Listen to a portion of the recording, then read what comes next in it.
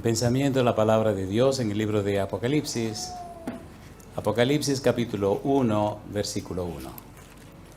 Dice la palabra de Dios, Apocalipsis capítulo 1, versículo 1.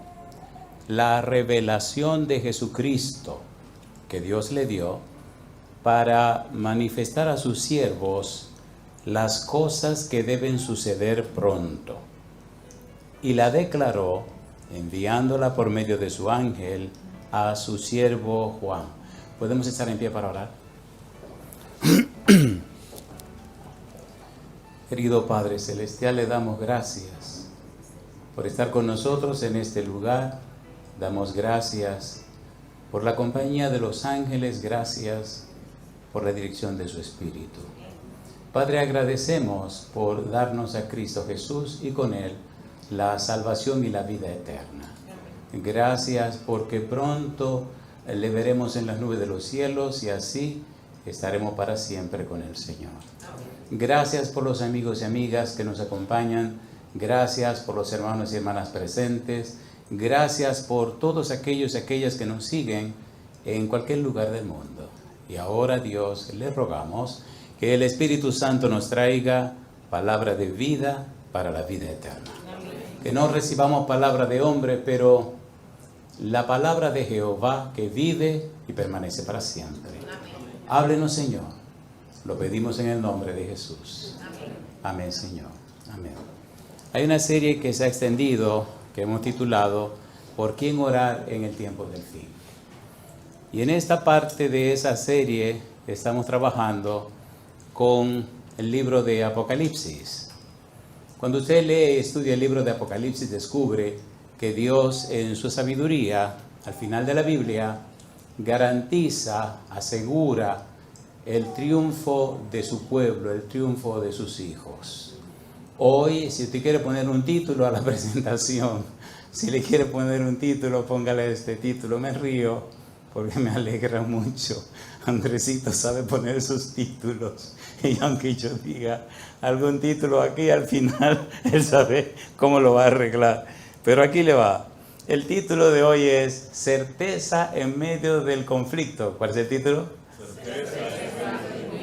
El mundo está en crisis. Todo el mundo lo sabe. Pero Dios no tiene crisis. Y el mismo que nos cuidó y protegió en el pasado, lo hará en el presente y en el futuro. Por tal razón, hoy tenemos la certeza de que todo lo que Dios prometió se cumplirá. La certeza de que Él es fiel a sus promesas. La seguridad y la garantía que todo lo que enseña el libro de Apocalipsis se cumplirá. Cuando usted lee el libro de Apocalipsis, cuando lo estudia, se encuentra con cosas que son maravillosas. Hay dos series de trabajo que presentamos. Uno se llama Apocalíptica Bíblica y otro se llama Cristología Apocalíptica. No se complica la vida. El segundo tiene que ver con Jesucristo en la Apocalíptica Bíblica. Cuando usted lee la Apocalíptica Bíblica, lo único que descubre es que Dios tiene control y conocimiento del futuro. Dios revela a sus hijos las cosas que sus hijos no conocen, que sus hijos no saben. Usted no tiene que estar en oscuridad. A través de la Apocalíptica Bíblica, Dios reveló el futuro, Dios reveló todo lo que sus hijos necesitan saber. De allí la importancia de este libro de Apocalipsis, que es la revelación de Jesucristo. El libro de Apocalipsis es como un evangelio, o si se quiere, es verdaderamente un evangelio. Dios da a conocer a Cristo Jesús. Por eso es la revelación de Jesucristo que Dios le dio. Juan escribe el Apocalipsis, escribe el evangelio que lleva su nombre, y también escribe 3 cartas, todos esos conocimientos para dar a conocer al Señor Cristo Jesús. Cuando usted lee el libro de Apocalipsis, decíamos en la temática anterior, usted tiene que hacerlo mirándose en la forma en que están puestos sus dedos en la mano. Dios en su sabiduría, de una manera didáctica, puso el Apocalipsis como si fueran las 2 manos. Cuando abre su mano izquierda, tiene un pulgar que le podemos llamar prólogo. Cuando abre su mano derecha, tiene otro pulgar que le podemos llamar epílogo. ¿Cómo se llama el primero? Prólogo. ¿Y el segundo? Epílogo. Y entre un dedo y otro hay 8 dedos que son 8 visiones. Ese es el libro de Apocalipsis. Si usted logra aprenderse estas cosas de esa manera, se aprende el libro de manera increíble. Y todos, prólogo, epílogo y las 8 visiones, hablan de Cristo Jesús. Ya vimos algo del prólogo y el epílogo. Hoy debemos ver algo de la primera visión y, si el tiempo da, de la visión número 8. Pero ponga cuidado. Recuerde que estamos hablando de la certeza en medio del conflicto.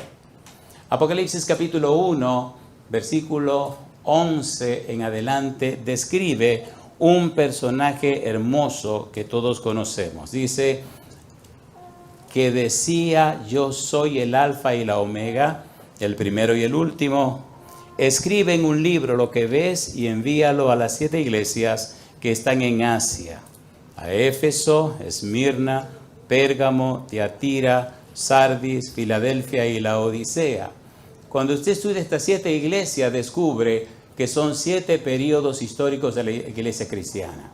En todos los periodos históricos de la iglesia cristiana, Cristo ha estado presente. En cada uno de esos periodos históricos, Cristo se ha dado a conocer y ha defendido, cuidado y protegido a su iglesia. Versículo 12: y me volví para ver la voz que hablaba conmigo, y vuelto vi 7 candeleros de oro. Y en medio de los 7 candeleros, a uno semejante al Hijo del Hombre, vestido de una ropa que llegaba hasta los pies, y ceñido por el pecho con un cinto de oro.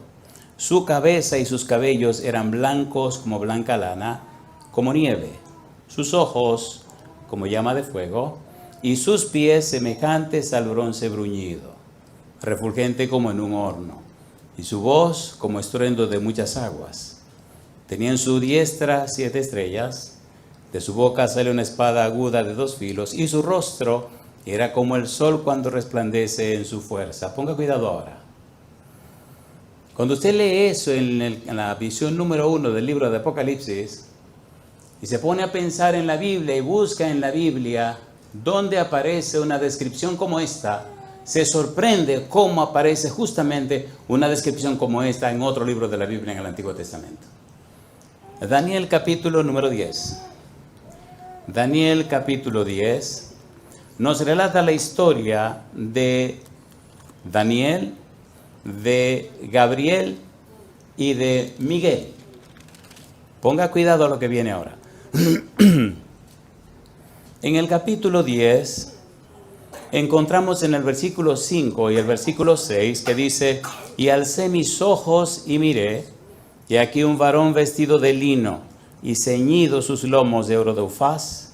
Su cuerpo era como de berilo y su rostro parecía un relámpago, y sus ojos como antorchas de fuego, y sus brazos y sus pies como de color de bronce bruñido, y el sonido de sus palabras como el estruendo de una multitud.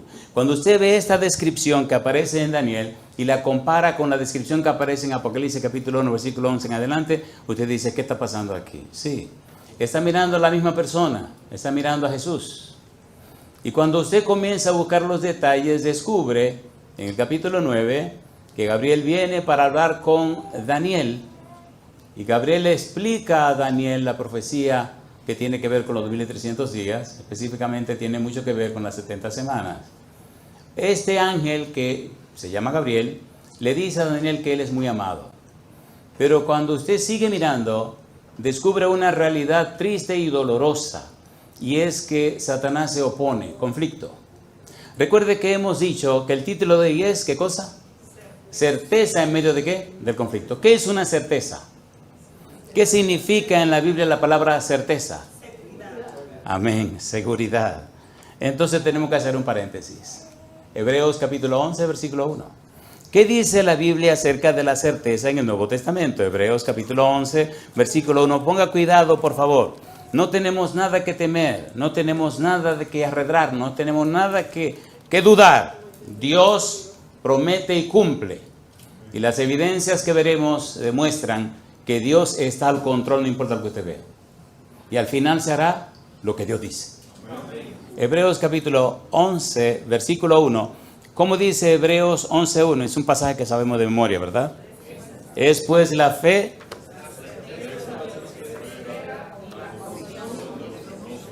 ¿Qué significa la palabra certeza? La palabra certeza Etimológicamente hablando, atendiendo a la raíz de la palabra, es la palabra hipóstasis. Hipo significa bajo y histemi, estar de pie. Ponga cuidado para que vea qué cosa linda viene ahora.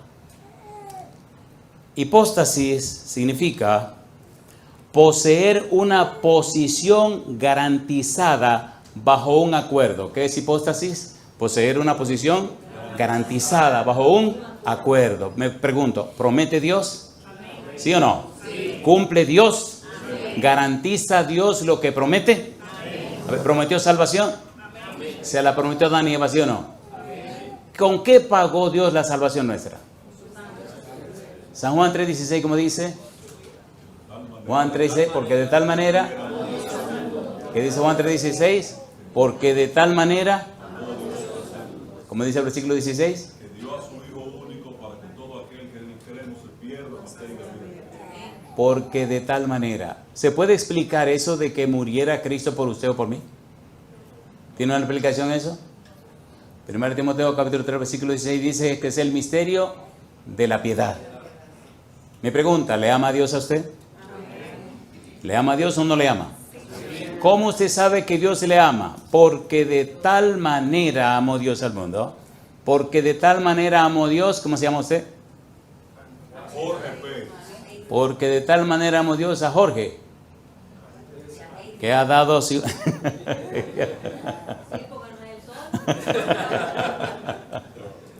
Bueno, arreglemos este versículo. Porque de esta manera amó Dios a Heide, que ha dado a su Hijo unigénito para que ella, creyendo en Él, no se pierda, mas tenga vida eterna. Alabado sea el nombre de Dios. Certeza. Poseer una posición garantizada bajo un acuerdo. Un título de propiedad. Título con fundamento jurídico. Lo que da a uno el derecho a la garantía bajo determinado acuerdo. ¿Miente Dios? ¿Miente Dios? ¿Se puede confiar en la palabra de Dios? Si Dios dijo que cuidará a sus hijos, ¿lo cumple o no lo cumple? Entonces, ¿por qué tanto miedo? ¿Por qué tanta angustia? ¿Por qué tanta ansiedad? Hipóstasis. Hebreos capítulo 1, versículo 3. Hebreos capítulo 1, versículo 3. Recuerde que estamos en el libro de Daniel capítulo 10. Hebreos capítulo 1, versículo 3. ¿Qué dice el versículo 3? El cual, siendo el resplandor de su gloria y la imagen misma de su sustancia, y quien sustenta todas las cosas con la palabra de su poder, habiendo efectuado la purificación de nuestros pecados por medio de sí mismo, ¿qué dice ahora? Se sentó a la diestra de la majestad en las alturas. ¿Venció o no venció? ¿Venció o no venció? ¿La salvación suya está asegurada y garantizada? ¿Triunfó Jesús o no triunfó? Mi pregunta para usted, si el Señor fue capaz de dar a Cristo para salvarle a usted, ¿qué cosa usted necesita que Él no le pueda dar? Romanos 8:32, ¿qué dice Pablo? El que no escatimó ni aún a su propio Hijo, sino que lo entregó por todos nosotros, ¿cómo no nos dará juntamente con Él? ¿Cuánto dice? Todas las cosas. Entonces, ¿por qué dudamos? ¿Por qué nos quejamos? ¿Por qué protestamos?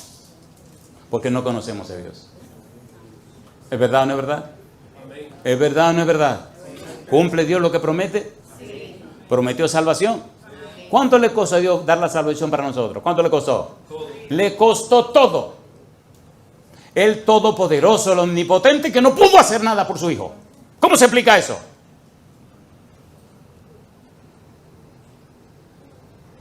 Ni siquiera dejó que los serafines se movieran. Un solo serafín hubiera bajado de esta guerra y acaba con medio mundo, acaba con todo. Y tuvieron que estar tranquilos. Señor, tranquilo. Es lo que yo me pregunto. ¿Qué cristianos somos nosotros? ¿Qué cristianismo es este que estamos viviendo? Es lamentable ver cómo en el mundo la gente cada día es más religiosa y se hacen menos cristianos.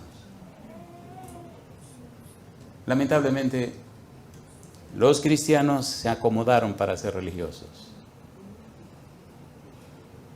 Si usted nota, los religiosos pasarán su vida En algún lugar. No creo que sea el cielo.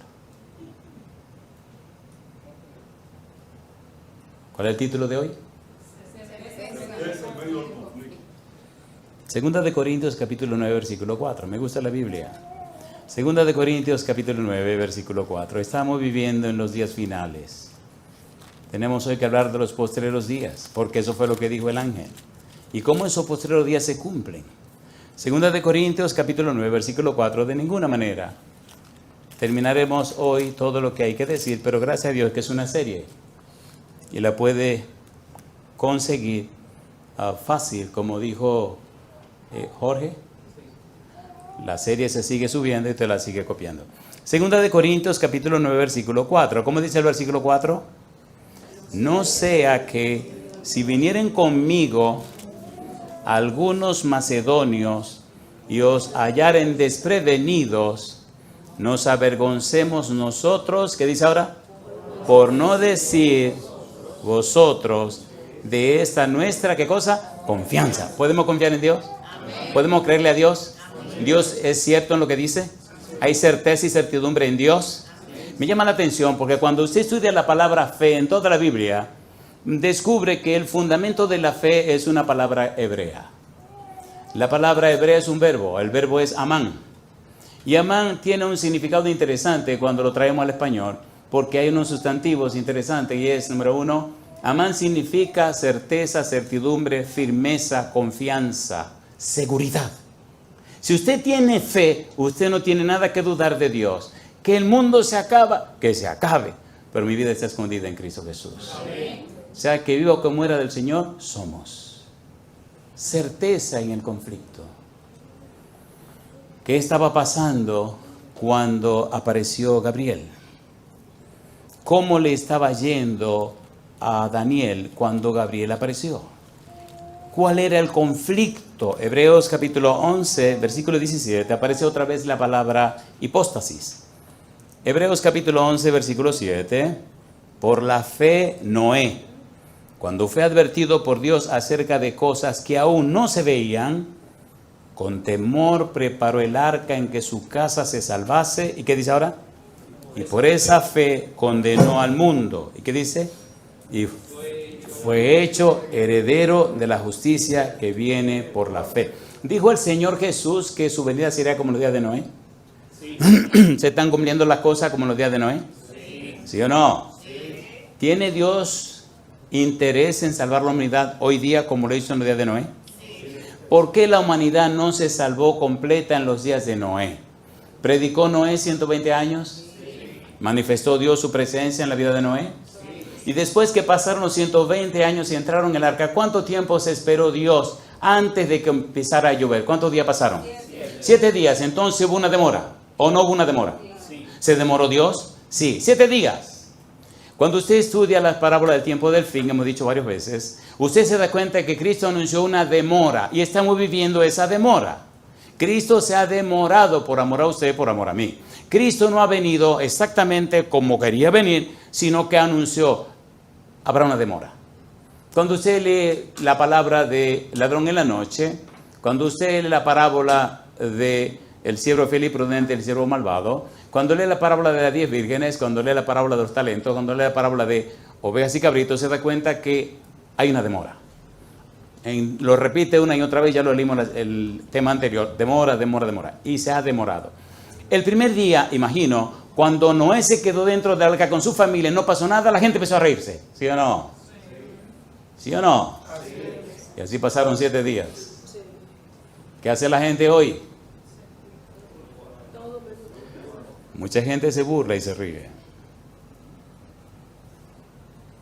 He tenido que oír la burla y la risa de mucha gente al oír la palabra de Dios. Y confieso delante de Dios y de ustedes que he cometido el error de incomodarme. Se lo confieso. Y confieso también que me he incomodado al punto tal que le he dicho a la persona, voy a orar a Dios para que el Señor lo arregle. Y confieso que lo ha arreglado también. No, ya era un tipo que se reía y se burlaba de la esposa, y un buen día, yo iba año tras año a Nueva York. Y uno de esos años, yo no sé qué me pasó, pero me incomodé de una manera que me dio miedo. Y este hombre que se ría de la esposa porque una mujer fiel en la iglesia y todo, lo miré así y le dije, óigame lo que lo voy a decir a usted hoy. Ya me harté de su risa y su burla de la hermana. Usted se va a entregar al Señor por la buena o por la mala. Y empezó a reírse. Digo, ríase bien, que el año que viene cuando yo venga, voy a ir al cuidado intensivo a verlo allí con las 4 llantas para arriba. Y lleno de aparato. A ver si no se va a arrepentir. Mire cómo está subiendo esta pobre mujer hace 20 años. ¿Qué le pasa a usted? Caramba. El año siguiente llegamos otra vez como todos los veranos. Era que yo iba a Nueva York a dar mi campaña porque estaba casado con aquella flamante mujer que está allá atrás. Cuidó tanto a los hijos que ahora los hijos parecen grandes y ella parece chiquita. Y me la han confundido muchas veces como si fuera la hija mía. Mira qué barbaridad. Y entonces en el verano yo iba a dar campaña y eso me equilibraba el presupuesto.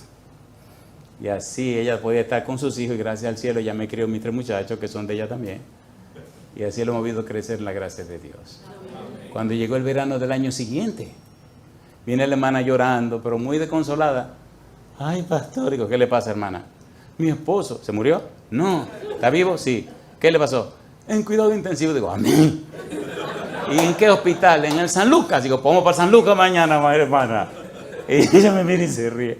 ¿Usted es una cosa seria? Digo, no, el Señor tiene que salvar a ese bandido. Vamos para allá. Oye, cosa linda, carajo. Llegamos a San Lucas, que este hombre ve que apareció el pastor. Me miraba así y empezó a llorar. Digo, sí, llore ahora, bandido. Llore ahí. Pastor, usted es cruel. Digo, cruel es usted abusador. Mira dónde gusta que tumbarlo. ¿Usted cree que usted es Pablo? Ya Pablo pasó. Hay que tumbarlo del caballo y estrujarlo para que abra los ojos. Ahora le voy a hacer una pregunta. Todo lo que yo le he preguntado, te voy a decir que sí. ¿Usted cree en Cristo como salva al nada más? Sí. Usted sí. Entonces, ahora sí, bandido. Aguante ahí. Pastor, no sea así. Cosa linda, compadre. ¿Pueden creer que aceptó a Cristo como su único y suficiente salvador? El Señor es lindo, maravilloso. El año siguiente el tipo estaba ahí del diácono de la iglesia, compadre. Y yo nomás le decía, usted cabezón, se puede evitar todo esos líos, compadre. Y nomás decía, usted es una cosa seria. Digo, seria, serio es el Señor. Yo le pregunto a ustedes, ¿cuánto dio Dios para la salvación suya y mía? ¿Cuánto dio? A mí me duele mucho cuando, Dios mío, porque de tal manera que para que todo aquel que en el que no se pierda más tenga, que ha dado un presente continuo, que lo dio, lo da y lo seguirá dando. Cristo el Padre nos dio a Cristo, a nosotros nos lo dio para siempre. Por eso dice la sierva de Dios, que Cristo conservará por siempre su naturaleza humana glorificada, y alabado sea el nombre de Dios. ¿Lo dio para cuándo nos dio? Para siempre. ¿Se entregó el Padre a Jesucristo? Sí. Cuando usted lee el libro de Romanos, me apasiona Romanos, y oye la frase entregó, lo entregó, los entregó. Es una declaración judicial, es un asunto forense, es un asunto legal.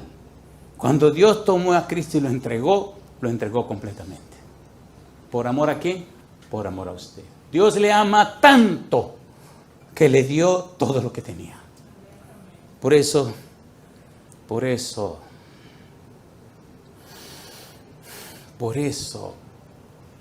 a veces me enojo cuando lo rechazan. Me molesto. Pero ¿cómo es posible? ¿Hay que estar loco para rechazar al Señor? Hay que estar loco. Si ustedes quieren, nos quedamos con esta introducción y terminamos y nos vamos. Yo creo que ahora podemos empezar el sermón, ¿verdad? Mire qué cosa linda viene ahora. Capítulo 10, Daniel. Daniel, capítulo 10. Mire qué cosa linda viene ahora. Me gusta la manera como Gabriel le habla a Daniel. La Biblia es hermosa. Cuando usted aprende a leerla, el tiempo pasa y usted no se da cuenta. Mire qué cosa linda. En el libro de Daniel, en el capítulo 9, Daniel comienza a hacer una oración. Y Daniel se presenta delante de Dios como uno del pueblo, uno más del pueblo. Y hace su oración con un lenguaje tan hermoso que se involucra con el pueblo. Él dice, hemos pecado, y repite mucho, hemos fallado, y habla otra vez, hemos hecho esto, hemos hecho aquello. Se identifica con el pueblo. se identifica con la necesidad del pueblo. Mira el versículo número 5. Hemos pecado, hemos cometido iniquidad, hemos hecho impíamente y hemos sido rebeldes y nos hemos apartado de tus mandamientos y de tus ordenanzas. Yo le hago una pregunta, ¿Daniel hizo eso o no lo hizo? No, bendito sea su nombre. Pero se identificó con el pueblo. Jeremías había dicho en el capítulo 29 que 70 años. Ya se iban a cumplir los 70 años, Daniel estaba inquieto. Señor, ¿qué pasará? ¿Cómo será la cosa, Señor? Me gusta el asunto de Daniel. Cuando usted tenga tiempo, lea el libro de Ezequiel, capítulo 14, y encontrará 3 hombres en el hall de la fama de Dios. 3 y solo 3. Daniel era uno de ellos. Job era el otro y Noé era el tercero. Y como este hombre que está en el hall de la fama de Dios dice ahora, hemos pecado. Versículo número 6. No hemos obedecido a tus siervos los profetas, que en tu nombre hablaron a nuestros reyes, a nuestros príncipes, a nuestros padres y a todo el pueblo de la tierra. Notaremos en algún momento, ponga cuidado, que Daniel se tomó 21 días en ayuno, comiendo cosas que no eran alimentos delicados. 21 días clamando delante de Dios. Dice el versículo número 8, oh Jehová, nuestra es la confusión de rostro de nuestros reyes, de nuestros príncipes y de nuestros padres, porque contra ti, ¿qué dice él? Pecamos. De Jehová nuestro Dios es tener misericordia y el perdonar, aunque contra él nos hemos rebelado y no obedecimos a la voz de Jehová nuestro Dios para andar en sus leyes que él puso delante de nosotros por medio de sus siervos los profetas. Todo Israel traspasó tu ley, apartándose para no obedecer tu voz, por lo cual ha caído sobre nosotros la maldición y el juramento que está escrito en la ley de Moisés, siervo de Dios, porque contra él pecamos. Mi pregunta, ¿está confesándose Daniel delante de Dios? ¿Sí o no? ¿Se está identificando Daniel con el pueblo delante de Dios? ¿Sí o no? ¿Sabe Daniel que el pueblo falló?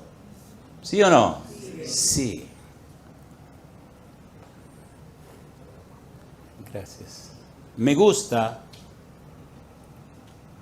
y me llama la atención la manera hermosa como él dice en el versículo 20. ¿Qué dice el versículo 20? Capítulo 9, versículo 20. ¿Cómo dice el 20? Aún estaba hablando y orando y confesando mi pecado y el pecado de mi pueblo Israel, y derramaba mi ruego delante de Jehová mi Dios por el monte santo de mi Dios. Versículo 21. Aún estaba hablando en oración cuando, ¿qué dice ahora? El varón Gabriel, a quien había visto en la visión al principio, volando con presteza, vino a mí como a la hora del sacrificio de la tarde y me hizo, ¿qué cosa? Entender. Ese verbo me gusta el verbo entender. Ponga cuidado. Hay 3 verbos que necesitamos tener claro en nuestra mente. Número 1, conocer. Número 2, comprender. Y número 3, entender. ¿Cuál es el primero? Conocer. ¿Y el segundo? Comprender. ¿Y el tercero? Entender. Conocer significa acumular información. ¿Qué es conocer?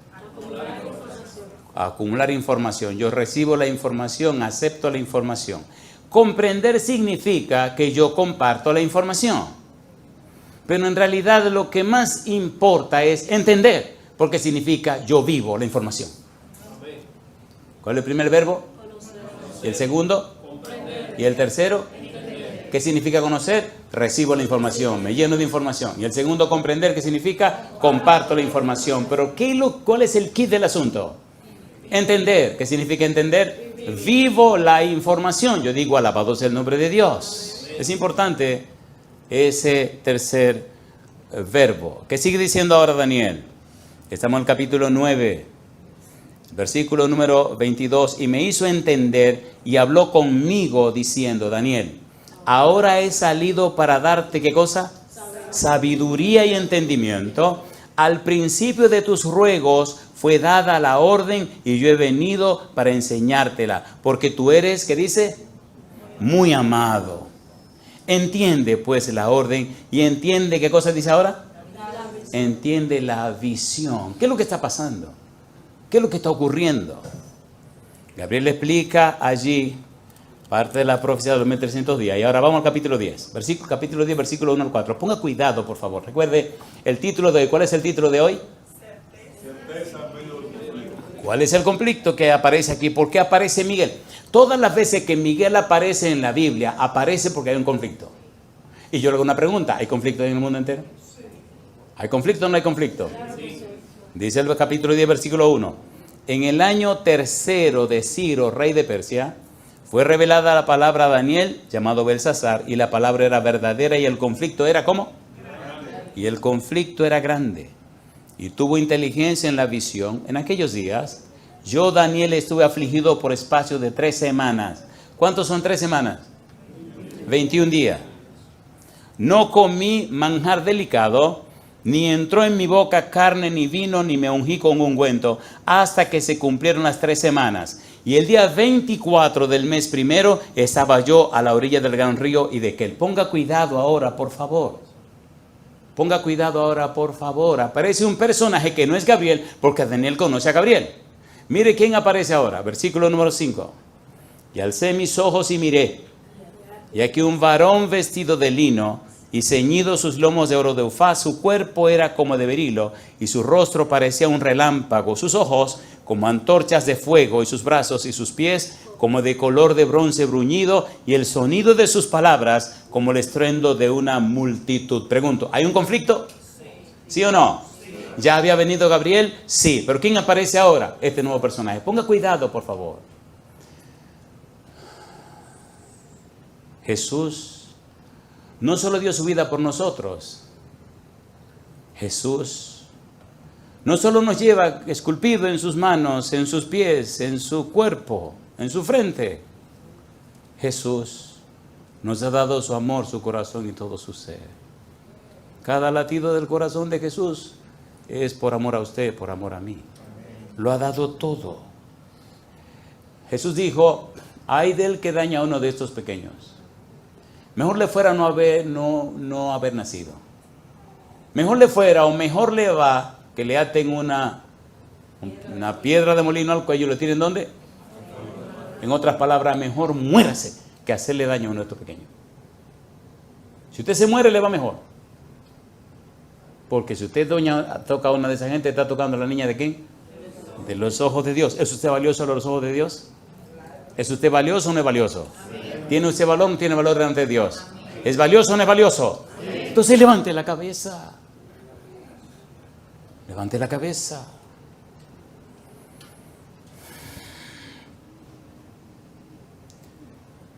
Mire qué interesante se pone esto ahora.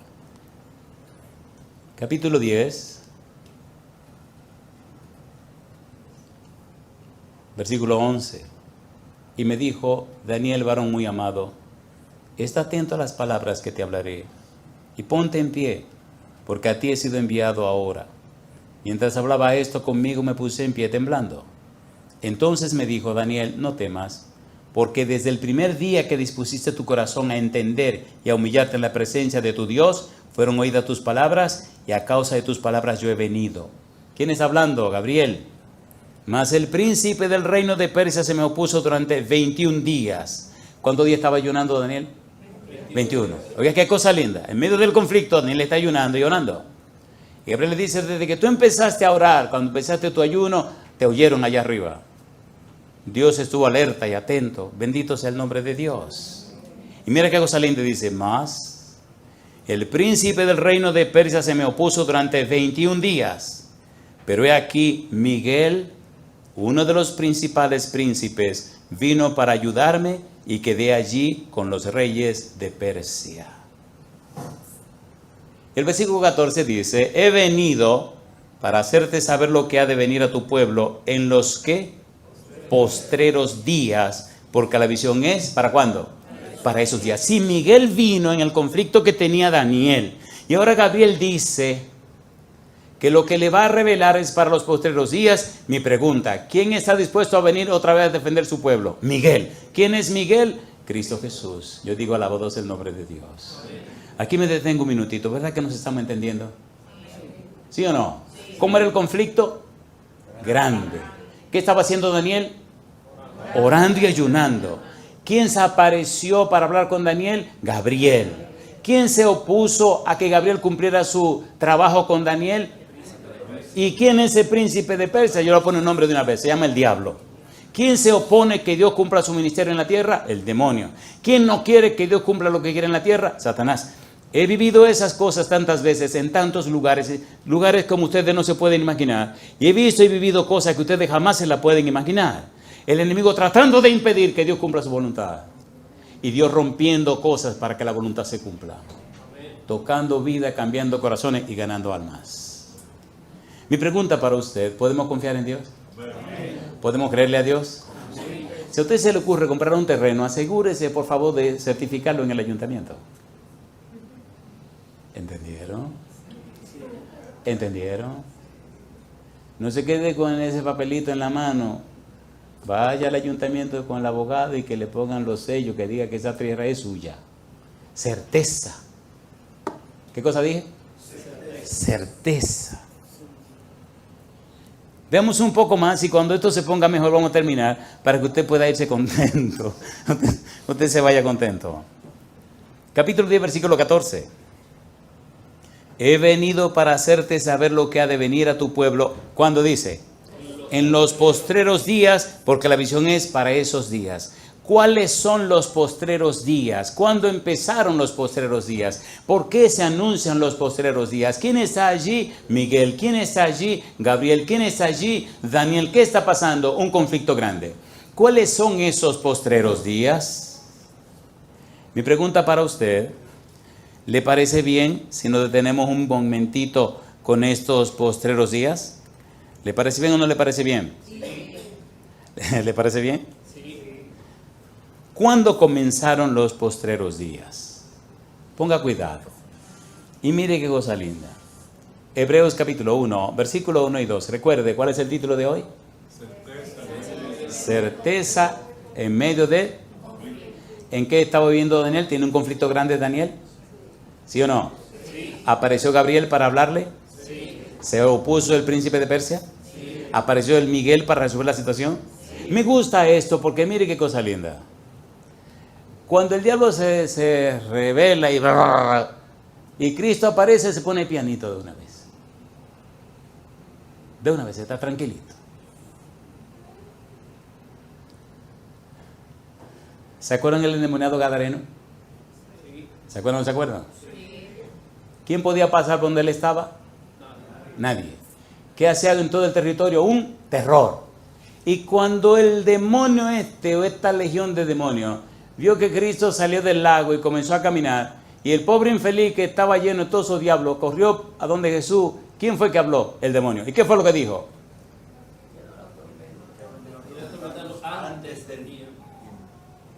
Mi pregunta para usted, ¿saben los demonios que conocen los tiempos?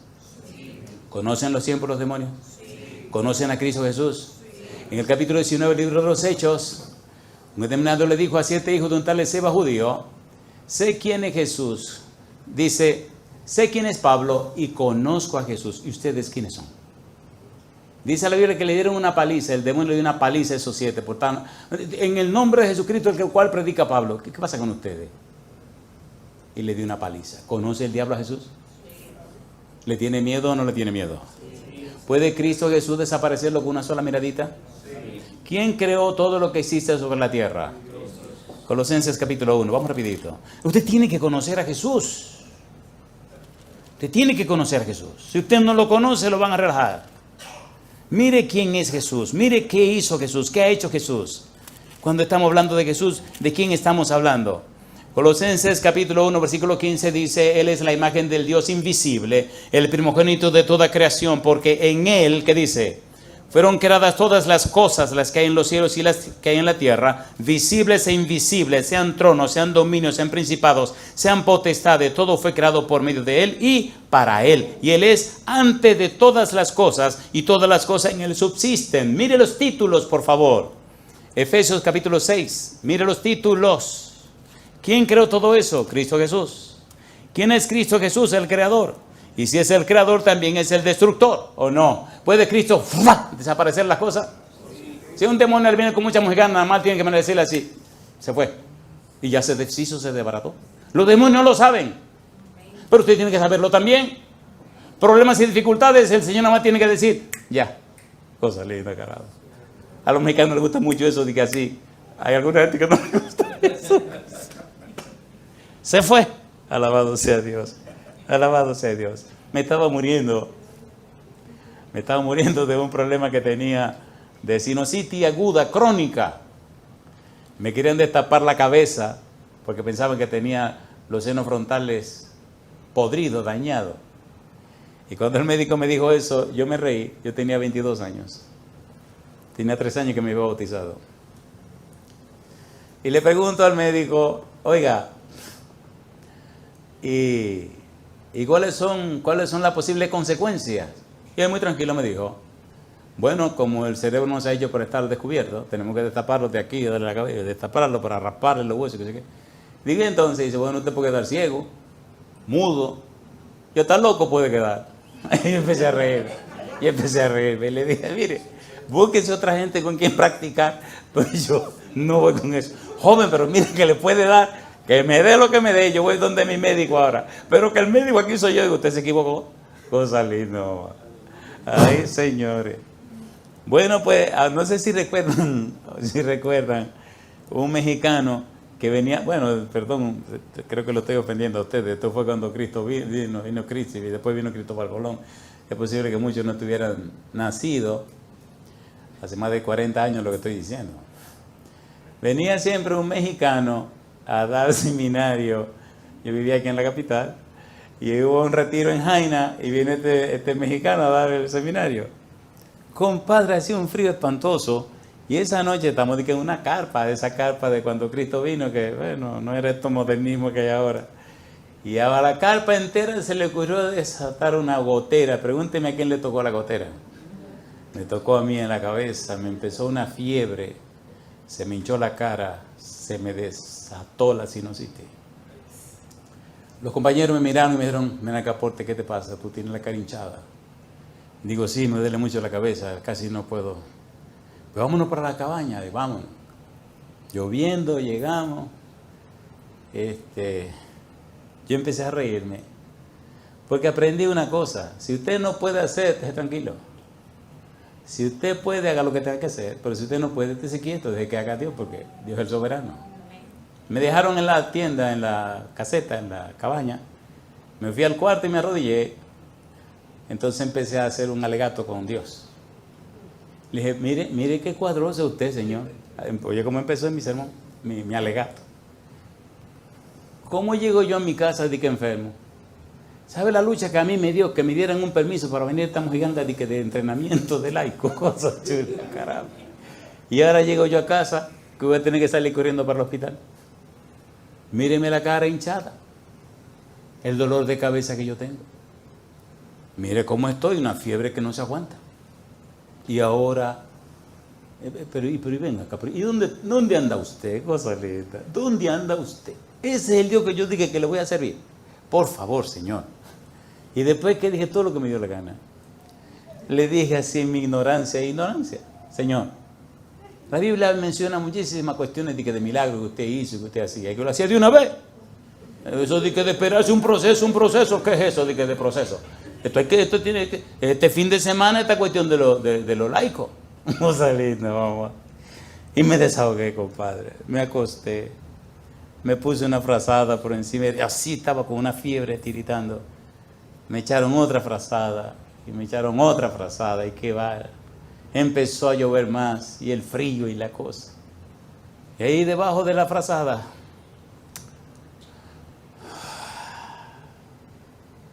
empecé a pelear. ¿Pero cuál es el Dios que vamos a predicar? Empecé a llorar de impotencia. Usted hizo muchísimos milagros en el pasado. Yo le he dicho que le entregué y le consagré mi vida a usted, que voy a vivir para usted, a mí no me importa nada. Yo voy a ser suyo. Pero ¿cómo llego yo a mi casa y mi mamá que vete cuadro? Mamá se va a perder. Pero si, ¿dónde está el Dios que tú crees? ¿Qué te pasa a ti? Y alguien llegó y abrió la puerta.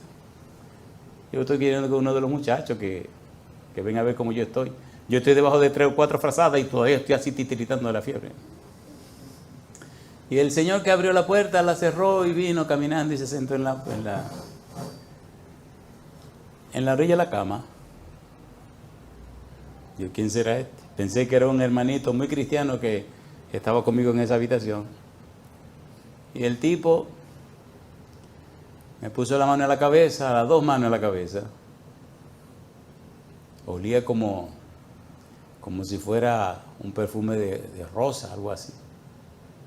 Me agarró la cabeza, me agarró la frente, hizo así, ¡fuap! Se levantó, abrió la puerta y se fue. Empecé ya a reírme, de la incredulidad, una cosa espantosa. Digo, yo creo que yo estaba durmiendo, o yo estaba despierto. Empecé a pelear conmigo mismo. Lo único que tengo es que soy un poco violento, y cuando se me enciende la violencia, a mí me da miedo. Me quité toda esa música en porque ya estaba sudando. Dijo, bueno, señor, aquí parece que usted pasó por aquí, vamos a ver si eso es verdad. Ahora voy a darme un baño con esa agua fría. Dar un baño de la cabeza a los pies. Y si es verdad que me sané, me sané. Y si yo no me sané, olvídese, me va a encontrar en el piso acabadito, muerto. Agarré una toalla, compadre, y me fui al baño. Abrí esa ducha, todo. Yo no sé cuánto tiempo había pasado, yo nada más sé. Empecé, metí la cabeza en el agua fría, agarré una pasta de jabón ahí, un jabón carísimo llamado jabón candado. ¿Se acuerdan de ese jabón? Oye, empecé a lavarme esa cabeza con ese jabón candado y a estrejarme todo. Y cuando yo salí de ahí, qué alegría, tenía como una alegría, como, qué enfermedad ni enfermedad, compadre. Cuando yo me puse mi toalla y abrí la puerta, están toditos. Ya había terminado el evento, allá toda esa mujiganga ya era de madrugada casi. Y cuando yo abro la puerta y lo miro y dice, ¿y ustedes qué le pasa a ustedes? Empezaron a llorar. Tú tienes que estar loco. Digo, sí, yo sé que estoy loco. ¿Pero qué es lo que estoy haciendo? Bañándome. Pero tú no sabes que tú tienes. Digo, ¿que yo tengo qué?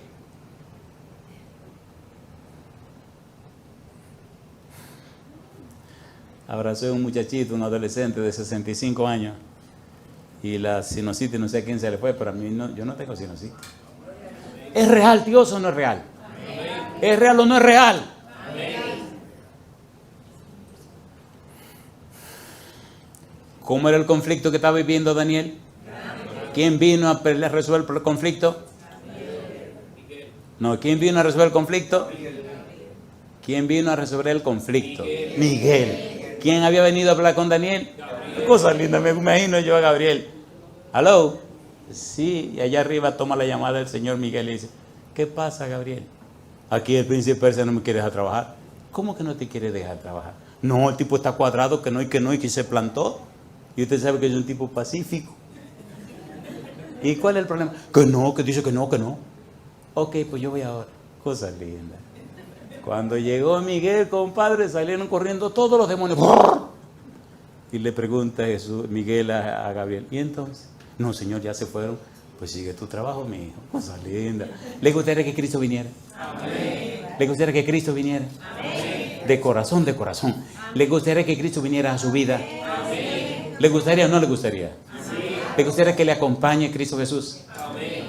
Pero de corazón, de corazón. ¿Le gustaría? ¿Le gustaría? Amén. ¿Usted está dispuesto a consagrarse a Dios para que eso sea una realidad? Amén. De todo corazón. Mire, el primer público que usted tiene en su vida personal son sus hijos.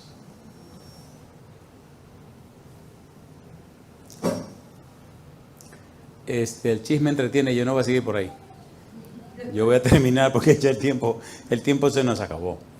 En el capítulo 10, versículo 14 del libro de Daniel, aparece la palabra postreros días. ¿Cuándo comenzaron los postreros días? Déme aclarar una cosa. Los días finales, los días del tiempo del fin, es una cosa. Estos postreros días, ¿cuándo comenzaron? Déjeme darle un poquito de miel y entonces termino y usted no se quiere ir y yo sí me voy. Hebreos capítulo 1, versículo 1 y 2. ¿Qué dice el versículo 1? Dios, ¿qué cosa dice? Hebreo 1 y 2. Dios, habiendo hablado muchas veces, de muchas maneras en otros tiempos a los padres por los profetas, en estos postreros días nos ha hablado, ¿por quién? Por el Hijo, a quien constituyó heredero de todo y por quien asimismo hizo, ¿qué cosa? El universo. En estos postreros días nos ha hablado, ¿por quién dice? Por el Hijo. Joel capítulo 2, versículo número 28 al 32. Ponga cuidado, Joel capítulo 2, versículo 28 al 32. Mi pregunta, ¿cumple Dios lo que promete? ¿Cumple Dios lo que promete? ¿Qué dice Joel capítulo 2, versículo 28 al 32? ¿Cómo dice la Biblia? Joel capítulo 2, versículo 28 al 32.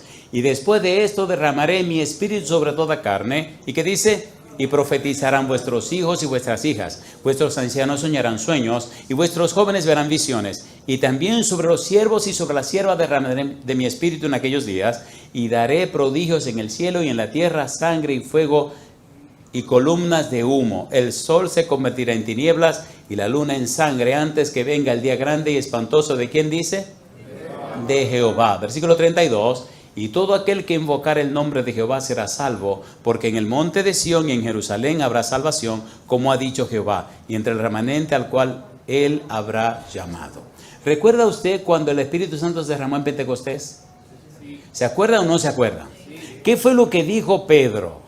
Hechos capítulo número 2.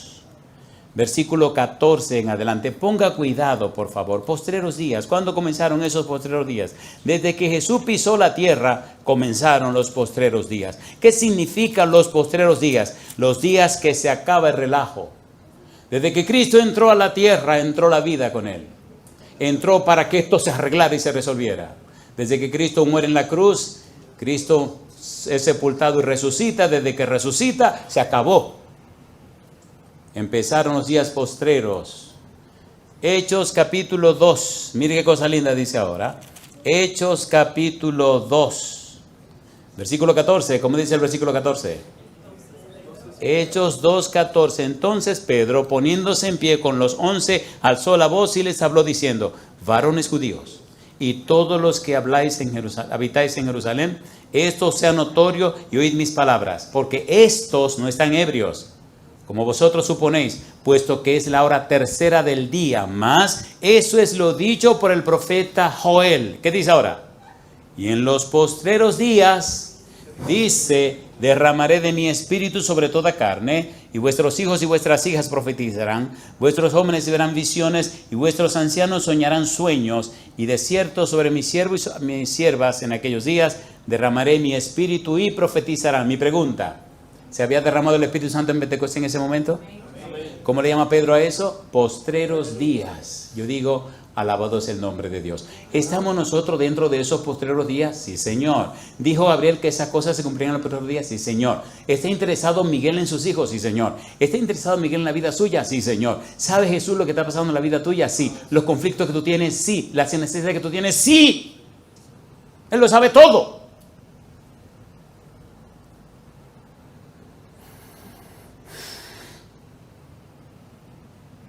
Él lo sabe todo.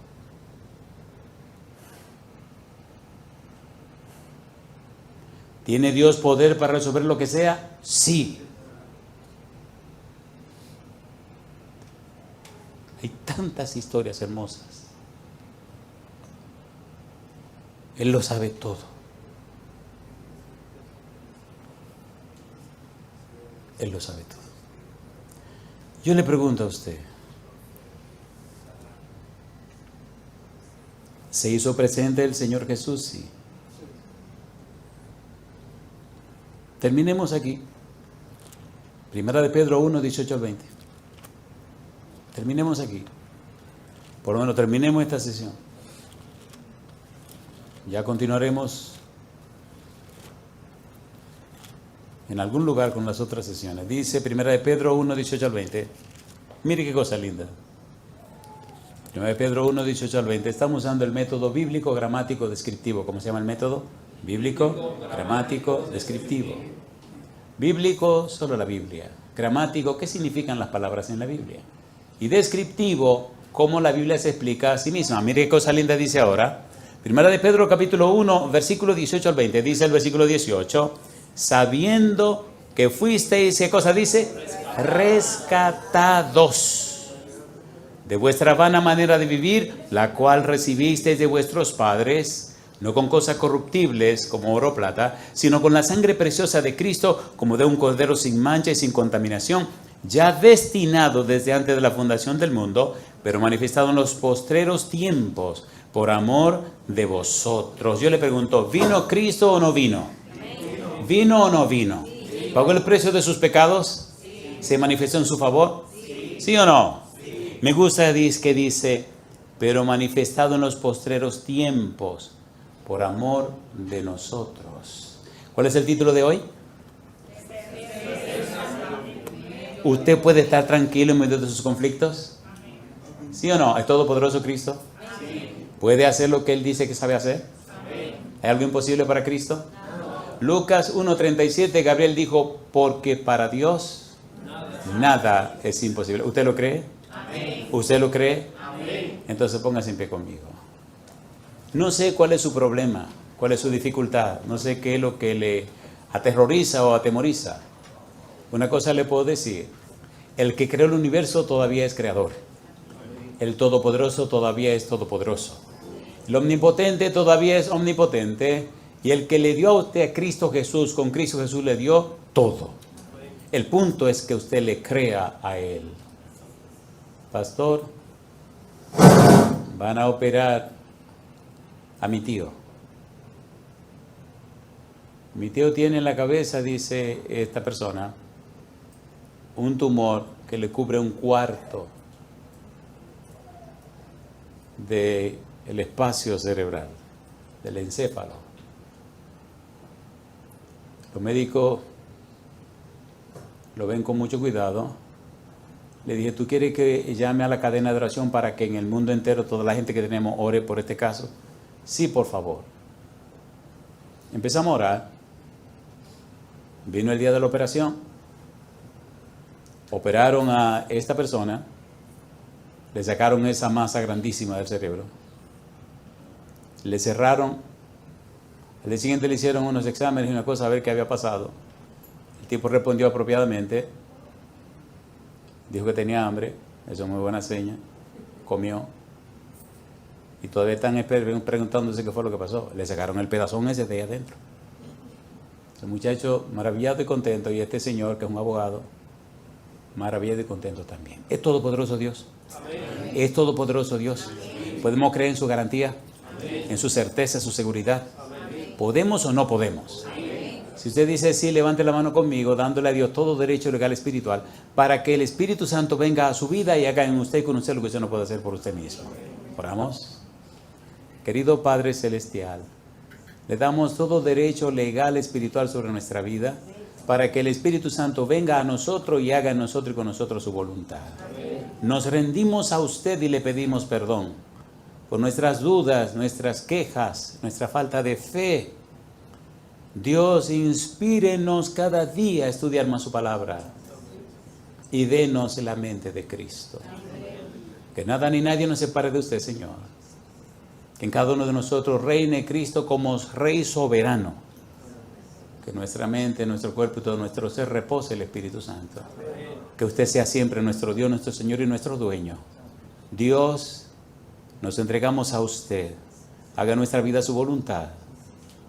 Lo pedimos en el nombre de Jesús. Amén, Señor. Dios le bendiga. Muchas gracias.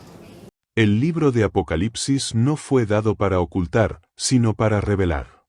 No fue escrito para producir confusión, sino para encender discernimiento espiritual. Su nombre mismo declara su propósito, revelación. Revelación de Jesucristo, revelación del conflicto final, revelación de los eventos que deben suceder pronto. No se trata de un libro sellado para eruditos ni de un rompecabezas para curiosos, sino de un mensaje urgente para una generación que vive en el umbral de la consumación. Apocalipsis habla con un lenguaje simbólico, sí, pero su llamado es claro: velad, porque el tiempo se ha acortado. Desde sus primeras líneas, Apocalipsis establece una tensión santa. Se anuncia que las cosas escritas deben suceder pronto. no porque el reloj humano pueda medir el momento exacto, sino porque desde la perspectiva del cielo, la historia ha entrado en su tramo final. Lo que antes avanzaba lentamente ahora se precipita. Los eventos se encadenan. Las crisis se superponen. Las señales no aparecen aisladas, sino como una sinfonía creciente que anuncia el desenlace. El mundo puede interpretarlas como casualidad, pero el creyente atento las reconoce como advertencias misericordiosas. Apocalipsis presenta un Cristo glorificado caminando en medio de los candeleros. Esta imagen inicial no es decorativa, es profundamente pastoral. Antes de hablar de juicios, trompetas o bestias, se muestra a Cristo observando a su iglesia, evaluando su condición espiritual, llamándola al arrepentimiento, a la fidelidad y a la vigilancia. El mensaje es claro, el estado del pueblo de Dios es central en los eventos finales. No se puede entender Apocalipsis correctamente si se ignora el llamado a vencer, a perseverar y a mantenerse despierto espiritualmente. Uno de los temas dominantes del libro es la alerta constante. Velad, retened lo que tenéis, sed fieles hasta la muerte. Estas expresiones no son poéticas, son advertencias directas. El peligro mayor del tiempo del fin no es la persecución abierta, sino el adormecimiento espiritual. Apocalipsis describe una iglesia que cree ver, pero está ciega, que cree estar viva, pero está muerta, que cree ser rica, pero es pobre. La amenaza no viene siempre desde afuera, muchas veces nace desde dentro, cuando la rutina reemplaza la dependencia y la forma sustituye la vida espiritual real. Las señales que Apocalipsis presenta no son solo eventos cósmicos o políticos, sino también señales morales y espirituales. Se habla de una humanidad que pierde el temor de Dios, de una verdad relativizada, de una adoración corrompida. El engaño se refina. La mentira ya no se presenta como error evidente, sino como verdad parcial. Y en ese contexto, Apocalipsis advierte que el mayor peligro es adorar incorrectamente, no necesariamente a un ídolo visible, sino a un sistema, a una autoridad o a una idea que ocupa el lugar de Dios en la conciencia. El libro revela que el conflicto final gira alrededor de la adoración y la lealtad. ¿A quién obedecerá la humanidad cuando la obediencia tenga consecuencias?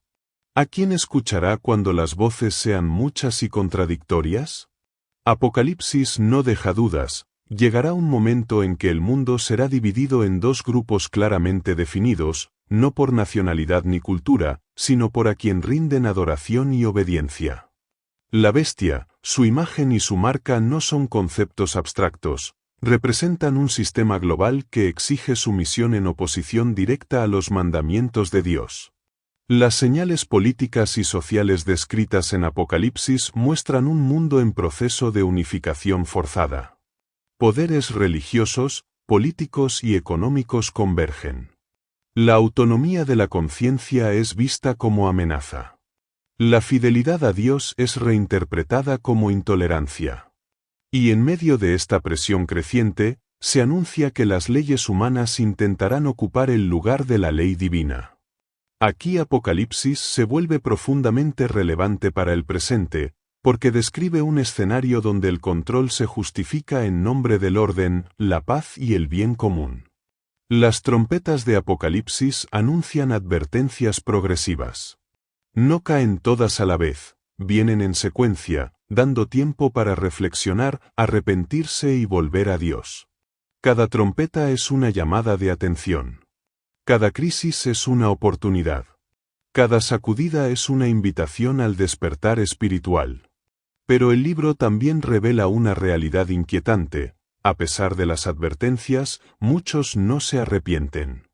El corazón humano, endurecido por la costumbre del pecado, aprende a vivir entre las ruinas sin levantar la mirada al cielo. Apocalipsis también presenta señales en la naturaleza. Terremotos, disturbios cósmicos, fenómenos que sobrepasan lo común.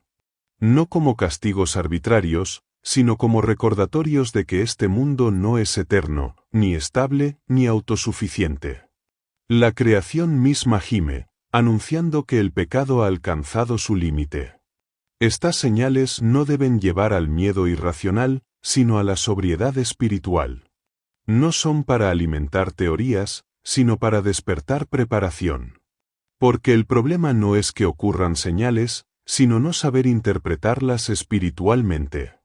En el centro de Apocalipsis aparece una escena decisiva, el juicio. Se abren los libros. No para sorprender a Dios, sino para revelar ante el universo la justicia de sus decisiones. Este juicio no comienza al final, sino antes del regreso de Cristo.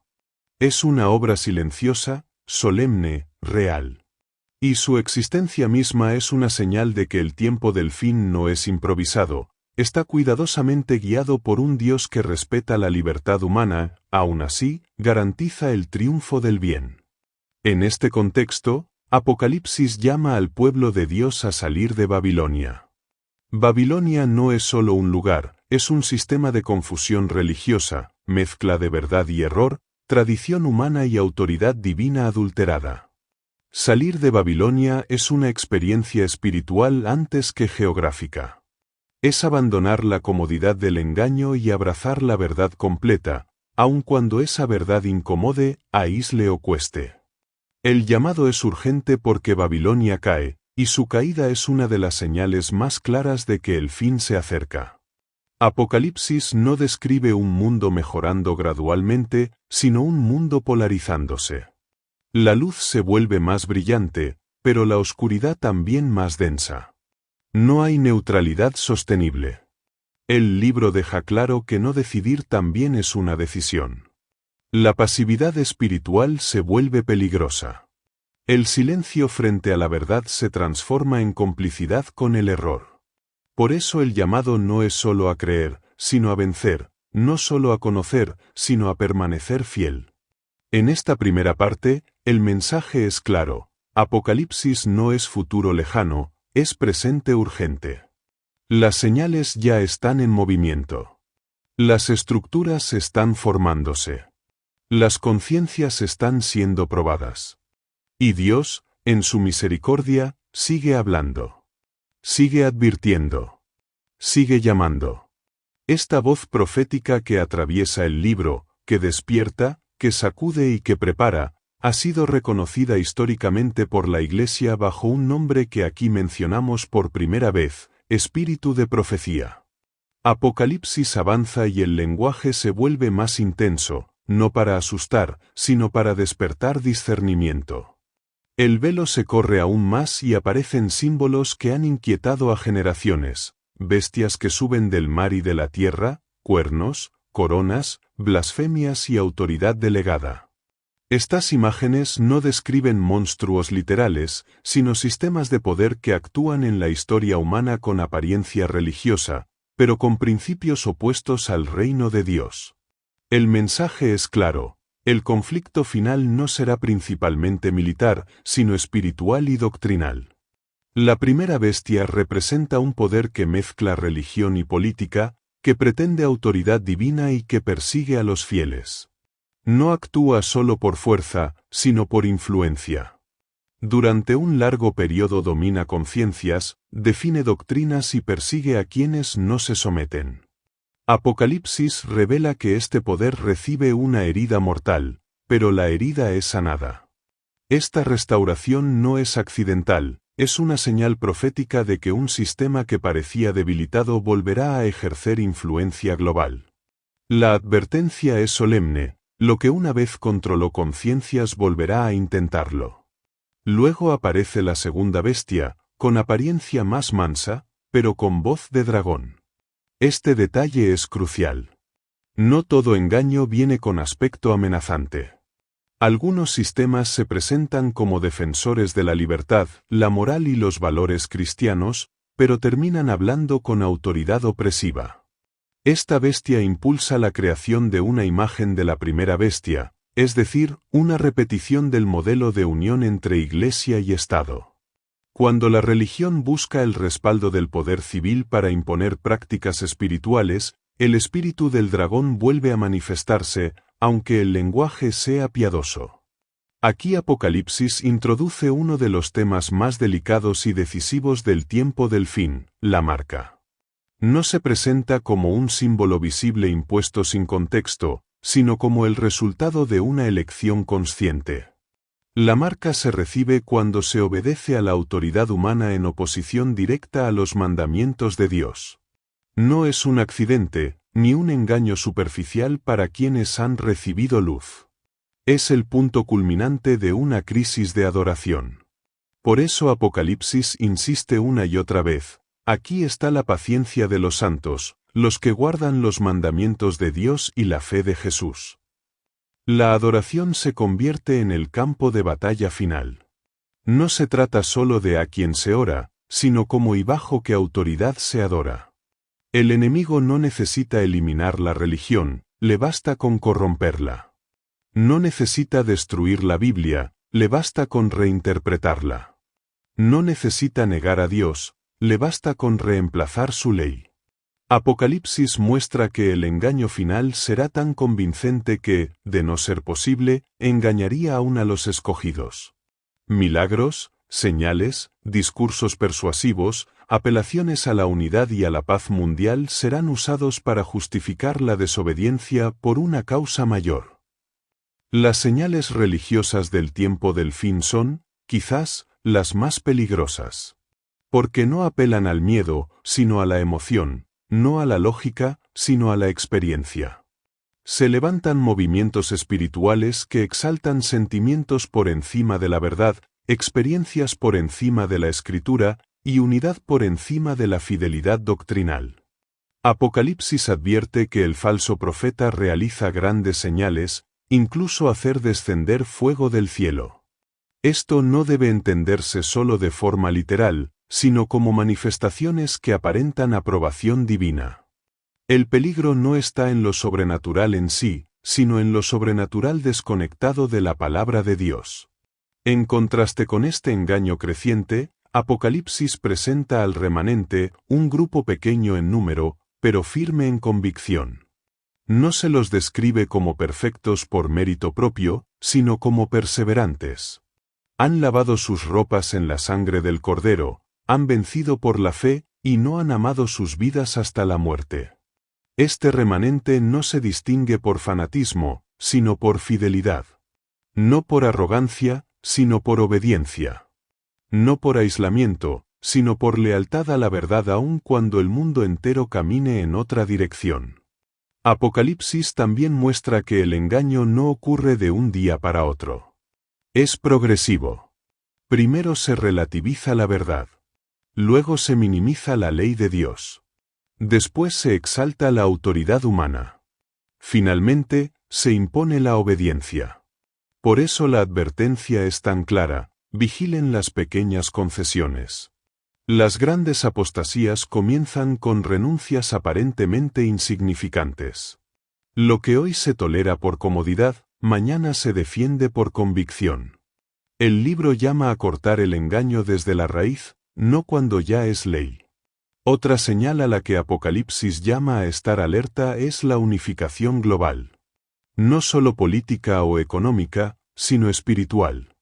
El mundo anhela unidad, y ese anhelo será explotado. Se presentará una falsa paz, una armonía construida sobre la renuncia a la verdad. Paz y seguridad, se proclamará mientras se socava la conciencia individual. Apocalipsis advierte que esta unidad no proviene del cielo, porque la verdadera unidad siempre se basa en la verdad, no en la imposición ni en el silencio frente al error. En medio de estas señales, Dios no deja al mundo sin testimonio. Se levantan mensajes claros, representados por los 3 ángeles, que vuelan en medio del cielo proclamando con voz fuerte. Estos mensajes llaman a temer a Dios, a darle gloria, a adorar al Creador, a rechazar Babilonia y a no recibir la marca. No son mensajes populares. No son diplomáticos. Son urgentes. Y su proclamación es, en sí misma, una señal de que el fin está cerca. Porque cuando el cielo habla con tanta claridad, es porque el tiempo se ha acortado. La reacción del mundo ante estos mensajes también es una señal. Algunos se endurecen. Otros se burlan. Otros se enfurecen. Pero también hay quienes escuchan, despiertan y responden. Apocalipsis no presenta un mundo completamente cerrado a la verdad, sino un mundo dividido. La cosecha madura. El trigo y la cizaña crecen juntos hasta el final. Y cada respuesta humana al mensaje final revela la condición del corazón. En esta segunda parte, el énfasis es claro: el engaño será religioso y la prueba será la adoración. No bastará con decir creo en Dios. La pregunta será: ¿a qué Dios obedeces cuando la obediencia tiene consecuencias? ¿A quién sigues cuando seguir a Cristo te cuesta aceptación, seguridad o incluso la vida? Estas no son preguntas teóricas, son advertencias prácticas para un tiempo real. Este llamado a discernir, a probar los espíritus, a permanecer firmes en la palabra, ha sido repetido con insistencia a lo largo de la historia del pueblo de Dios, y en esta sección lo reconocemos por segunda vez con el nombre con que la Iglesia lo ha identificado: espíritu de profecía. A medida que Apocalipsis se acerca a su desenlace, el tono se vuelve más urgente. Las advertencias ya no son solo simbólicas, los eventos se vuelven visibles, tangibles, ineludibles. El mensaje final deja de ser un murmullo y se transforma en un clamor fuerte que sacude a la tierra.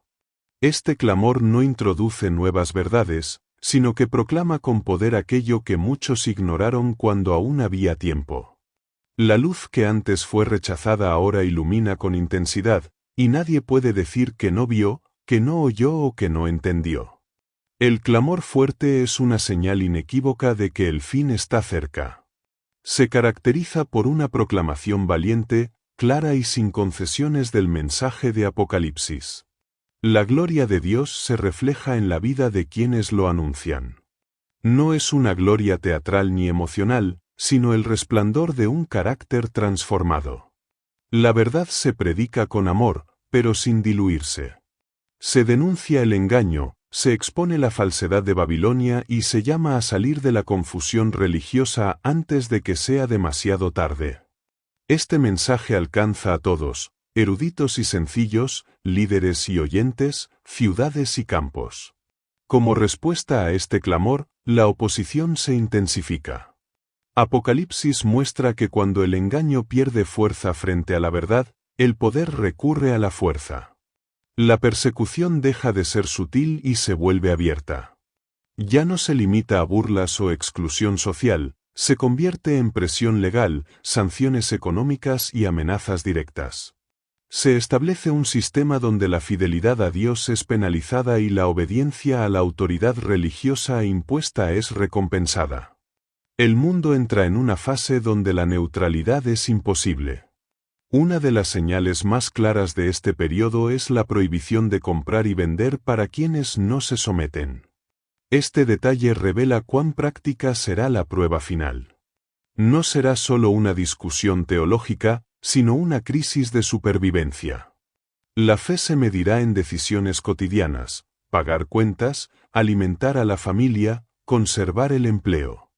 Apocalipsis no romantiza esta experiencia. Reconoce el temor humano, la angustia real, la presión intensa. Pero también revela que Dios no abandona a los suyos. Provee, sostiene y fortalece de maneras que desafían la lógica humana. En este contexto, la preparación espiritual se vuelve absolutamente esencial. Apocalipsis no llama a almacenar miedo, sino fe. No a acumular teorías, sino experiencia con Dios. La preparación no consiste en saber cada detalle profético, sino en tener una relación viva con Cristo. Porque cuando la crisis estalle, el conocimiento sin comunión será insuficiente. La fe prestada no resistirá. Solo permanecerá la fe que fue probada en lo pequeño, en lo secreto, en lo diario. El libro insiste en la importancia de velar.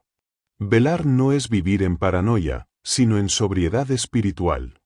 Es examinar el corazón, alinear la vida con la voluntad de Dios y rechazar todo compromiso con el pecado conocido. Apocalipsis revela que muchos serán sorprendidos no porque ignoraban las profecías, sino porque descuidaron su vida espiritual. La advertencia es clara: no basta con empezar bien, hay que perseverar hasta el fin. Durante este tiempo, el pueblo fiel experimenta una profunda unidad espiritual. No una unidad superficial basada en estructura, sino una unidad nacida de la verdad y del amor. Se apoyan mutuamente, oran unos por otros, y se fortalecen en la esperanza. Aunque externamente parecen débiles, internamente están firmes. El mundo los ve como rebeldes, el cielo los reconoce como vencedores. Esta fidelidad silenciosa se convierte en un testimonio más poderoso que cualquier discurso. Apocalipsis también revela que el engaño alcanzará su punto máximo en esta etapa. Se manifestarán falsos cristos, señales impresionantes y mensajes que apelan a la emoción colectiva. Se prometerá liberación rápida, soluciones inmediatas, espiritualidad sin sacrificio. Pero el pueblo preparado no será engañado, porque aprendió a probar todo con la Escritura. No sigue multitudes, sigue la verdad. No se deja llevar por milagros aislados, sino por la palabra firme. En medio de esta crisis, el cielo observa.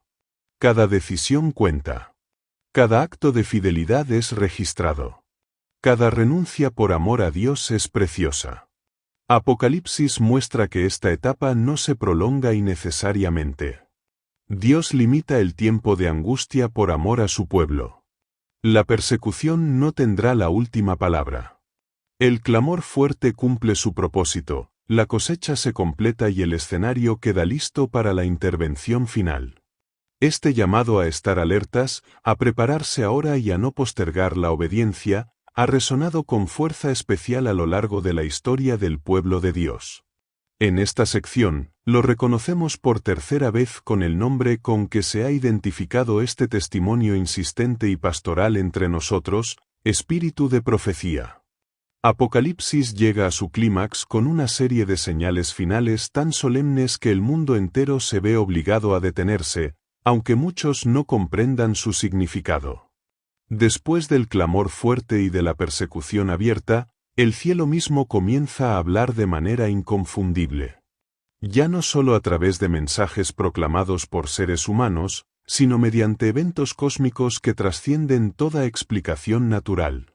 El sol se oscurece, la luna no da su resplandor, las estrellas parecen caer del cielo, y los poderes de los cielos son conmovidos. No son fenómenos aislados, son señales finales que anuncian que la historia humana ha llegado a su límite. Estas señales no toman por sorpresa a quienes velaron. Apocalipsis deja claro que el pueblo fiel reconoce estos eventos no con terror, sino con reverencia. Mientras el mundo entra en pánico, ellos levantan la mirada. La diferencia no está en la ausencia de temor humano, sino en la presencia de esperanza. Porque quien ha caminado con Dios entiende que estas señales no anuncian destrucción para los fieles, sino liberación. El mismo cielo que tiembla es el cielo que se abre para revelar al Rey que viene. Antes de la manifestación visible de Cristo, Apocalipsis describe una escena solemne: el mundo reconoce que ha sido engañado. Reyes, líderes, poderosos y multitudes buscan esconderse, no porque ignoren lo que ocurre, sino porque finalmente comprenden la magnitud de su decisión. El contraste es impactante: quienes despreciaron la verdad ahora temen, quienes fueron perseguidos ahora esperan. La historia se invierte. El juicio que parecía retrasado se manifiesta con autoridad absoluta. Entonces ocurre el evento central de Apocalipsis, la venida gloriosa de Cristo. No en secreto. No en silencio. No en forma simbólica. El cielo se abre, los ángeles acompañan al Hijo del Hombre, y su gloria ilumina toda la tierra. Toda tribu, lengua y nación lo ve. No hay duda. No hay confusión, no hay interpretación alternativa. El Cristo que fue rechazado regresa como juez y libertador. La fe se convierte en vista. La esperanza se convierte en realidad. La resurrección de los justos ocurre con poder. Los que durmieron en Cristo se levantan incorruptibles. Los fieles vivos son transformados. La muerte pierde su dominio. El sufrimiento termina. Apocalipsis describe este momento como victoria total, no solo sobre la persecución, sino sobre el pecado mismo. Aquellos que permanecieron fieles hasta el fin no lo hicieron en vano. Cada lágrima fue contada. Cada renuncia fue registrada. Cada acto de fidelidad fue honrado. Para los impíos, este momento no es celebración, sino reconocimiento tardío.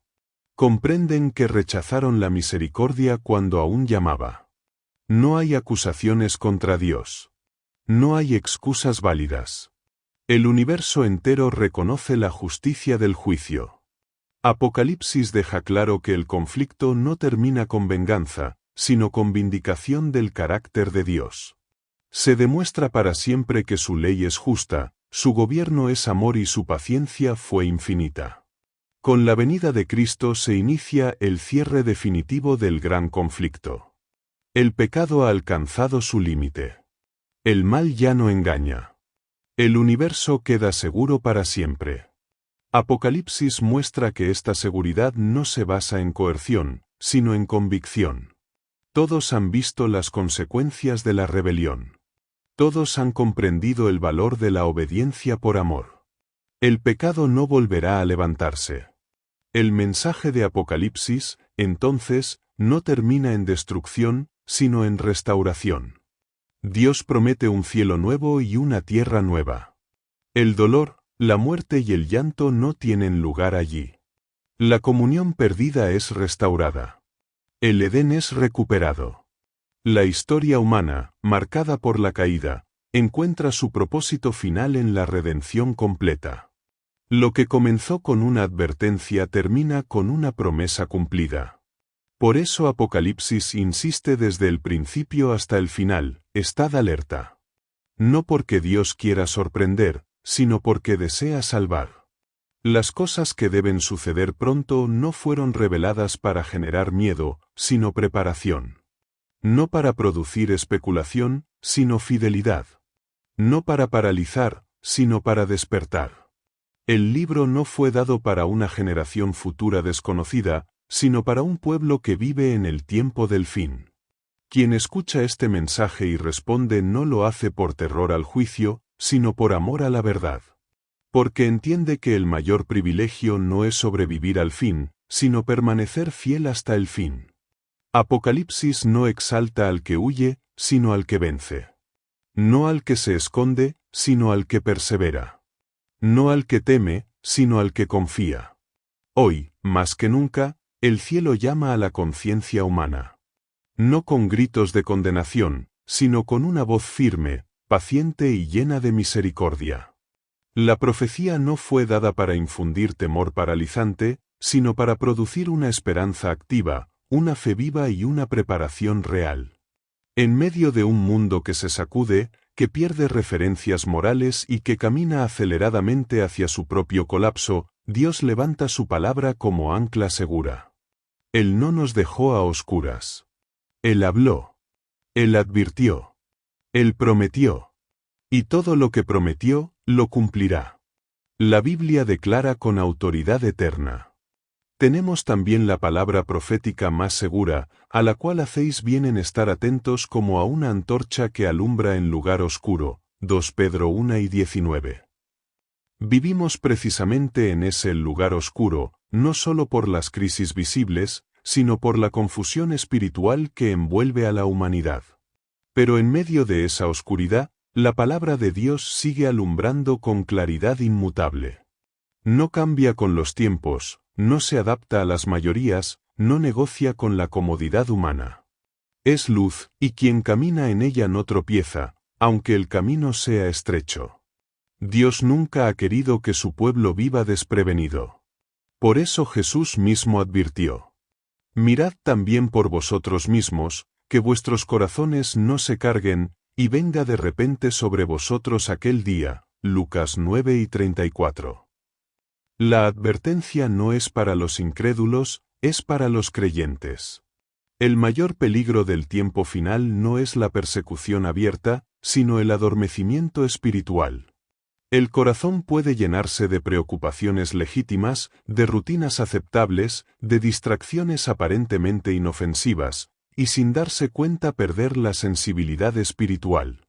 Por eso el llamado es a velar, a vivir despiertos, a caminar cada día como si fuera una cita sagrada con la eternidad. Sin embargo, este mensaje no es pesado ni desesperanzador. Al contrario, está impregnado de promesas. Dios conoce nuestra fragilidad. Él sabe que el camino no es fácil. Por eso nos habla con ternura y poder cuando dice: no temas, porque yo estoy contigo, no desmayes, porque yo soy tu Dios que te esfuerzo. Isaías 41:10. Esta promesa no elimina las pruebas, pero transforma la manera de atravesarlas. No caminamos solos. No luchamos con nuestras propias fuerzas. Cada paso de fidelidad es sostenido por la mano del Dios eterno. Cuando la fe flaquea, su gracia sostiene. Cuando el ánimo se cansa, su espíritu renueva. Hoy Dios no busca espectadores del tiempo del fin, busca testigos fieles. No busca personas perfectas, sino corazones rendidos. La Escritura es clara cuando dice: cercano está Jehová a los quebrantados de corazón. Salmos 34:18. El que se reconoce débil está más cerca del reino que el que confía en sí mismo. La preparación para los eventos finales no consiste en orgullo espiritual, sino en dependencia diaria. No consiste en señalar a otros, sino en permitir que Dios transforme nuestro propio carácter. El mundo ofrece seguridades temporales, pero Dios ofrece una esperanza eterna. Jesús lo dijo con palabras que atraviesan los siglos. En el mundo tendréis aflicción, pero confiad, yo he vencido al mundo. Juan 4:33. Esta victoria no es solo futura, es presente. Cada vez que eliges obedecer cuando sería más fácil ceder, cada vez que eliges la verdad cuando la mentira es más conveniente, cada vez que eliges fidelidad cuando nadie te ve, estás participando de esa victoria. El cielo registra cada decisión silenciosa, cada oración sincera, cada lágrima derramada por causa de la fe. El libro de Apocalipsis no termina con caos, termina con restauración. No termina con miedo, termina con gloria. No termina con derrota, termina con una promesa que hace latir el corazón del creyente. Y oí una gran voz del cielo que decía: he aquí el tabernáculo de Dios con los hombres, y enjugará Dios toda lágrima de los ojos de ellos. Apocalipsis 21:3-4. Esto no es simbolismo vacío. Es destino. Es herencia. Es el futuro real de aquellos que permanecen fieles. Todo dolor tiene límite. Toda injusticia será corregida. Toda fidelidad será recompensada. Mientras ese día llega, Dios nos invita a vivir con propósito. A no vivir distraídos, ni conformes, ni espiritualmente dormidos. La Escritura nos exhorta con urgencia amorosa. Despiértate, tú que duermes, y levántate de los muertos, y te alumbrará Cristo. Efesios 5:14. Este despertar no es emocional, es espiritual. Es volver al altar. Es volver a la palabra. Es volver a la oración sincera. Es decidir, cada día, que Cristo no sea solo parte de la vida, sino el centro absoluto de ella. Y cuando el camino se haga pesado, cuando las señales se intensifiquen, cuando la fe sea probada, recuerda esta promesa final que sostiene al pueblo de Dios desde el principio hasta el fin. El que venciere heredará todas las cosas, y yo seré su Dios, y él será mi hijo. Apocalipsis 21:7. No estamos corriendo una carrera en vano. No estamos resistiendo por orgullo. Estamos caminando hacia una patria mejor, hacia un reino inconmovible, hacia un encuentro glorioso con nuestro Salvador. Por eso, no temas el futuro. No retrocedas. No te rindas. Vive fiel. Vive despierto. Vive con esperanza. Porque el mismo Dios que anunció el fin desde el principio es el Dios que estará contigo hasta el último paso, y más allá, por toda la eternidad. Ciertamente vengo en breve. Amén. Sí, ven, Señor Jesús. Apocalipsis 10 y 20. Antes de cerrar este mensaje, queremos hablarte al corazón. Promesas Eternas no es solo un canal, es un punto de encuentro para quienes sienten que Dios sigue hablando, para quienes no quieren vivir dormidos espiritualmente, para quienes anhelan comprender los tiempos que vivimos a la luz de la palabra. Cada suscripción no es solo un clic, es una decisión de caminar despierto, de permanecer atento, de permitir que estos mensajes sigan llegando a más corazones que hoy necesitan esperanza, verdad y dirección. Si este contenido tocó tu vida, si alguna palabra encendió tu fe, si sentiste que Dios te habló en lo profundo, suscribirte es una forma de decir quiero seguir escuchando. Al hacerlo, te unes a una comunidad que no busca entretenimiento pasajero, sino alimento espiritual, que no persigue modas, sino verdad, que no se conforma con oír, sino que desea vivir lo que Dios ha revelado. Tu suscripción permite que este mensaje continúe, que nuevos temas proféticos, estudios bíblicos y reflexiones lleguen semana tras semana con claridad y fidelidad. Te invitamos también a comentar. No subestimes el poder de una palabra escrita con fe.